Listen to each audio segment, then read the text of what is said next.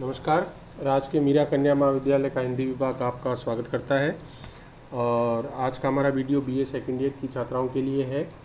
बनारसी एका जिस पर हमारी चर्चा जारी थी और हमने निबंध का जो है पठन शुरू किया था, क्योंकि व्याख्या के स्थल कहीं से भी हो सकते हैं। परीक्षक किसी भी पंक्ति को निबंध से उठाकर दे सकता है, इसलिए हमें पूरा अध्याय जो है पढ़ने की हमेशा ज़रूरत रहती है। और पिछली बार हमने वहाँ समाप्त किया था, निबंध शुरू जहाँ से होता है और 8-10 पंक्तियों पे जहाँ उसके आगे अब मैं जो है आगे आपसे व्याख्या उस पर चर्चा करूँगा।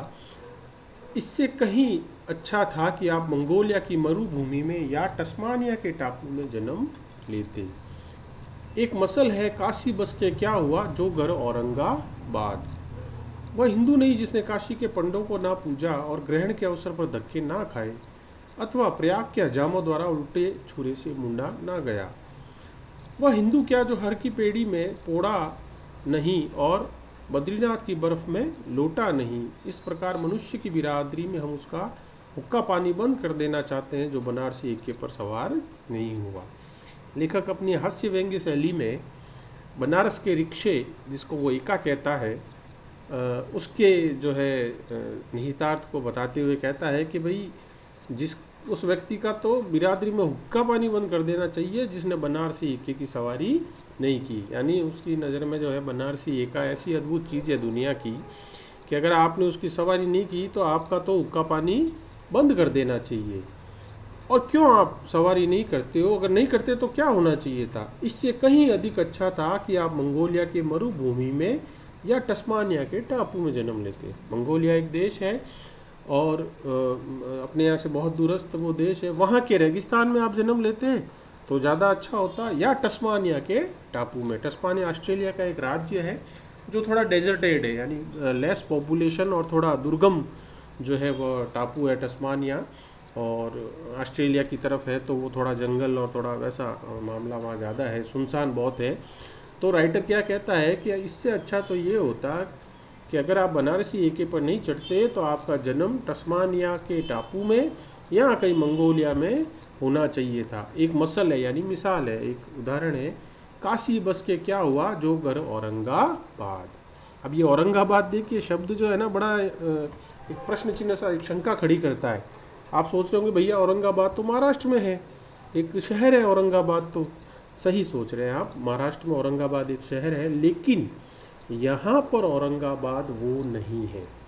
यहाँ पर जो औरंगाबाद है वह बनारस का एक मोहल्ला है औरंगाबाद। तो ऐसे कहा जाता है कि काशी बस के क्या हुआ जो घर औरंगाबाद। यानी आप अगर बनारस में जन्म लिया लेकिन अगर आपका घर बनारस में जो है दूर है, औरंगाबाद में है, तो फिर जो है आपके जो है कोई मतलब नहीं है। यानी ये बनारस में ऐसा माना जाता है कि जो भगवान विश्वनाथ का मंदिर है घर उसी के आसपास होना चाहिए। ऐसा बनारस के लोगों की मान्यता है कि भाई अपन पैदल जाके जो है वहाँ के दर्शन करके आ जाए और जो है उसके बाद जो है आपके ज़्यादा वैसा ना होना पड़े। और औरंगाबाद जो मोहल्ला है वो बनारस में बाहर की तरफ था उस समय में। आज भी, आज तो शहर के काफ़ी अंदर आ गए, लेकिन उस समय में वो काफ़ी बाहर था, 5 से 7 किलोमीटर। तो वहाँ से रोज़ दर्शन करने तो आप आ नहीं सकते विश्वनाथ दरबार में।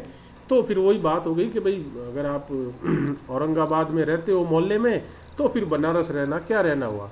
जैसे कि उदयपुर में आपका घर है लेकिन आप रह रहे हो उदयपुर से 15 किलोमीटर दूर, तो फिर वो मज़ा नहीं है कि उदयपुर रहते हुए भी आप उदयपुर के नहीं कहलाओगे। वह हिंदू नहीं जिसने काशी के पंडों को ना पूजा। अरे भैया कैसा हिंदू है जो जिसने बनारस के पंडों को, यानी पंडितों को जो वहाँ पूजा अर्चना कराते हैं, उनकी पूजा ना की, ग्रहण के अवसर पर धक्के ना खाए। आपको पता हो तो जितने हमारे पौराणिक स्थल हैं वहाँ सूर्य ग्रहण और चंद्र ग्रहण जब होता है तो बड़े मेले लगते हैं, ज़बरदस्त भीड़, लाखों की भीड़ जाती है ग्रहण के अवसर पर।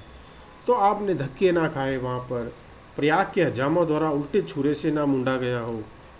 जो हजाम कहते हैं नाई को जो बाल कर बनाते हैं, तो प्रयाग यानी जो हमारा इलाहाबाद है उसके हजामों द्वारा आपको उल्टे छुरे से ना मुंडा गया हो। वह हिंदू क्या जो हर की पेड़ी में पोड़ा नहीं हो। यानी जो हर की पेड़ी आप जानते हैं हरिद्वार में जो जहाँ मेन आरती होती है, जहाँ डुबकी लगाते हैं, तो वो हिंदू नहीं जो वहाँ नहीं गया, बद्रीनाथ की बर्फ़ में लौटा नहीं। ये तमाम जो है हिंदू तीर्थ स्थलों का बारे में वो बता रहे हैं कि जैसे आपका बनारस के पंडों से ना मुंडाना, जैसे आपका ग्रहण के अवसर पर धक्के ना खाना, जैसे आपका बद्रीनाथ की बर्फ़ में नहीं लौटा जाना, जैसे वो सब अगर व्यर्थ है, तो वैसे ही अगर आप बनारसी इक्के पर नहीं बैठे तो आपका जो है जीवन बिल्कुल व्यर्थ है। इतना अद्भुत जो है वो बनारसी एका है। बनारस में इक्के दो प्रकार के होते हैं, एक साधारण और दूसरा गहरे बाज। अब ये गहरे बाज क्या शब्द है? गहरे बाज बनारस में उन घोड़े चलाने वालों को कहा जाता है जो रेस लगाते हैं, जिनके पास बहुत अच्छे घोड़े होते थे एक ज़माने में, और उनकी रेस होती थी, तांगा रेस होती थी ज़बरदस्त तरीके की, वो कहलाते थे गहरे बाज। और कहा जाता है कि ये गहरे बाज जो है अपने घोड़ों को बहुत अच्छा खिलाना खाना पीना खिलाते थे, और इनके बड़े बड़े अस्तबल होते थे जहाँ पर वो बहुत पैसा खर्च करते थे ताकि उनका घोड़ा तंदुरुस्त दुरुस्त और इतना वो रहे कि वो रेस जीते। तो बनारस में जो इक्का चल रहा है उसमें भी दो तरह के ये इक्के होते हैं, एक साधारण और एक गहरे बाज। यानी एक में मरियल सा या ऐसा थोड़ा बहुत वैसा घोड़ा जो है जुता हुआ होगा, तो दूसरे में बिल्कुल हष्ट पुष्ट और रेस के जैसा घोड़ा जो है वह होता है, जिसमें अंग्रेजी में जो कहते हैं ना डर्बी, एक तो होता है डर्बी का घोड़ा और एक होता है रेस का घोड़ा, तो वो वाली बात है। साधारण इक्का अधिक दिखाई देता है, ऑब्वियस बात है कि साधारण इकाई जो है वो दिखाई ज़्यादा देगा, क्योंकि उसके ज़्यादा खान पान और उसके ऊपर खर्चा करने की ज़रूरत नहीं है। घोड़ों में भी कई बहुत बेहतरीन नस्ल होती है, और अगर आप थोड़ा सा अगर कभी पशु मेलों की आप खबरें सुनते होंगे तो उसमें आता भी है 5 लाख का घोड़ा बिका, 10 लाख का घोड़ा बिका। एक बहुत प्रसिद्ध घोड़ा था अश्वदंत, वो तो शायद 10-15 लाख से ज़्यादा का था। मैंने एक बार खबर पढ़ी थी कि अश्वदंत को मेले में जो लाया गया, तो हर तरह के घोड़े के उस तरह से, वैसे ही जब घोड़ा वो वैसा घोड़ा एके में जुतेगा तो उसकी बात ही अलग होगी। लेखनी से इसका चित्रण करना मेरे लिए कठिन है, यानी अगर पेन कॉपी से इसको बताएंगे कि यार ये ऐसा रिक्शा है, ये ऐसे चलता है, तो वो नहीं चित्रण हो पाएगा, वो तो आपको बनारस जाके ही करना पड़ता।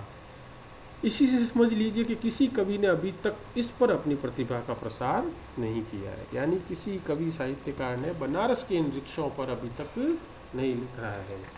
हरिओद जी ने तीसी और सरसों पर कविता की। तीसी कहते हैं अलसी को, अलसी का तेल आता है आप जानते होंगे, उसको उधर उत्तर प्रदेश में तीसी कहते हैं, बहुत फ़ायदेमंद और वो होता है। सरसों आप जानते ही हैं, उत्तर प्रदेश और जो बिहार में लोग होते हैं वो खाना अपना सरसों में बनाते हैं, प्राय जैसे कि केरल के लोग नारियल में बनाते हैं। हर अपने स्टेट की जलवायु और उसके हिसाब से जो सामाजिक सांस्कृतिक जो वैसा समाज था, अपने यहाँ जैसे मूंगफली ज़्यादा चलता है, या अब तो सोयाबीन ये सब आ गए, लेकिन उस तरफ जो है आप उत्तर प्रदेश और जो बिहार के आपके मित्र होंगे तो उनके घरों में सरसों के तेल में ही खाना बनता है। हमारे यहाँ ये बहुत कम चलन में है। तो हरिओद जी ने क्या है, सरसों पर कविता की है, अलसी पर की है, पर इक्के पर कविता नहीं की। जोशी बंधुओं ने भी इस पर कोई लेख नहीं लिखा। जोशी बंधु दो भाई थे, आलोचक थे हिंदी के उस शुरुआती दौर में, और बनारस में ही रहते थे दोनों भाई, तो दोनों जो है आलोचना लिखते थे। उनका बता रहा है, जब ऐसे सर्वोत्तोन्मुखी प्रतिभावानों के खुर इस मैदान में नहीं आए तब मैं नाचीज किस खेत की मूल्य। यानी इतने बड़े बड़े जोशी बंधु और हरिओद ने अगर इक्के पर नहीं लिखा तो मैं बेटा बनारसी तो बहुत मामूली सी चीज़ हूँ। फिर भी काशी में रहने के नाते और सवेरे शाम इसका दर्शन करते करते कुछ ना कुछ कह ही लूँगा। लेकिन फिर भी चूँकि मैं बनारस रह रहा हूँ, काशी रह रहा हूँ, तो मैं जो है आपको इसका कुछ ना कुछ वर्णन तो बता ही दूंगा। अब जो 3 लाइनें हैं वो हम पर व्यंग्य है, हम पर यानी हमारे आज के विद्यार्थियों पर, और बड़ी महत्वपूर्ण पंक्तियां हैं कि कैसे रचनाकार जो है वह चलता चलता एक चुटकी लेता है और समाज का एक चित्र खींच देता है, और जो देखकर लगता है कि अरे ये तो आज भी बिल्कुल सही है। यही तो रचनाकार की सबसे बड़ी ताकत होती है कि उसकी रचना कालजयी और कालजीवी दोनों होती है। यानी वो उस समय भी प्रासंगिक होती है और 50, 100, 80 साल बाद भी हम लाइन पढ़ते हैं तो प्रासंगिक हो जाती है। यही उसका बहुत बड़ा काम होता है किसी रचनाकार का। तो वो क्या कह रहे हैं, आपके लिए बड़ी काम की पंक्ति है। साधारण इक्के के घोड़े भारतीय दरिद्रता के एल्बम है, या कहिए कि आजकल स्कूलों और कॉलेजों के अधिकांश विद्यार्थियों की चलती फिरती तस्वीरें। मालूम नहीं इनके मालिक इन्हें खाने को देते हैं या नहीं, या कितना देते हैं, पर बेचारे जानवर बड़े जीवट होते हैं। यानी आजकल हमारे चला है ना, कम खाना, फिल्म दिखना, बिल्कुल वैसे रहना, ये आजकल बड़ा एक ट्रेंड चला हुआ है 5-10 सालों से। अब देखिए बेटा बनारसी जी कब लिख रहे थे और आज भी उतना ही ये मौजू है कि साधारण इक्के भारतीय दरिद्रता के एल्बम है। यानी हमारी जो है वैसे चित्र हैं, या यूँ कह लो आज के स्कूल कॉलेज जाने वाले लड़कों की तस्वीरें हैं। मालूम नहीं इनके मालिक इन्हें खाने को देते हैं या नहीं और कितना देते हैं, पर है बेचारे बड़े जीवट। पता ही नहीं चलता इनको देखकर कि ये खाते हैं कि नहीं खाते हैं कुछ। जब मैं नागौर गर्ल्स कॉलेज में था तो आपको एक किस्सा बताता हूँ कि वहाँ पर एक बार रक्तदान का शिविर आयोजन हुआ। तो पड़ोस के बॉयज़ कॉलेज में हुआ, वहाँ गर्ल्स और बॉयज़ कॉलेज एक ही परिसर में है। तो हमें 50 लड़कियों को लेकर वहाँ जाना था, तो लेके गए हम 50 बच्चों को वहाँ पे और रक्तदान के लिए। तो आपको आश्चर्य होगा कि 50 में से 49 तो रक्त देने की स्थिति में नहीं थी। यानी डॉक्टरों ने क्या कहा कि भाई साहब ये 50 में से आपकी जो 49 विद्यार्थी हैं इनको तो खून चढ़ाने की ज़रूरत है देने की जगह, और उन 49 में से आधे बच्चे एनीमिक थे। एनीमिक कहते हैं खून की कमी, यानी उनके शरीर में खून की बहुत ज़बरदस्त कमी थी, उनके फ्लोराइड की मात्रा बहुत ज़्यादा थी। और जो एक लड़की जो 50 में से केवल रक्तदान के योग्य जो समझी गई, तो हमने उसको ढूंढा, तब तक वो भाग गई। उसको लगा कि अब मैं ही एक बची हूँ, कहीं मेरा रक्त जो है नहीं ले लेंगे, तो वह जो है वहाँ से चली गई। इस स्थिति देखिए आप, रचनाकार कब कहता है कि हमारे विद्यार्थी कितने जो हैं कमज़ोर हैं आजकल। पसली की हड्डियाँ ऐसी दृष्टिगत होती है जैसे एक्सरे का चित्र, उनकी जो शारीरिक ढांचा है वो दिखता है जैसे कोई एक्सरे ही करा के आ रहे हों। मोटाई इन वीर तुरंगों की ऐसी होती है, उसे देखकर आश्चर्य होता है। इन घोड़ों को, अब वो वापस घोड़े पे आ गए, कि इन घोड़ों की अगर हम मोटाई देखें तो बड़ा आश्चर्य होता है। इतने पर भी जैसा कि ऊपर कहा गया है, इनमें इतना साहस है कि पीन बृहदाकार विशिष्ट गुरुत्व मानस पिंडों को कुछ खींच ही ले जाएंगे। अब देखो सीधे सीधे मोटे नहीं कहा है, क्या बोला, इतने पर भी इन घोड़ों में बेचारों में इतना दम है कि वह विशिष्ट गुरुत्वपूर्ण मानस पिंडों को वृहदाकार, यानी आपने देखा होगा पुरानी फिल्मों में, कई गानों में या उसमें, कि बहुत मोटे सज्जन हैं और उनको बिल्कुल एक मरियल सा दुबला सा घोड़ा खींच रहा है। वैसा ही दृश्य यहाँ जो है हमारे बेडब जी उपस्थित कर रहे हैं, कि फिर भी बेचारे उस घोड़े का कहना पड़ेगा कि ऐसे व्यक्ति को वो खींच रहा है।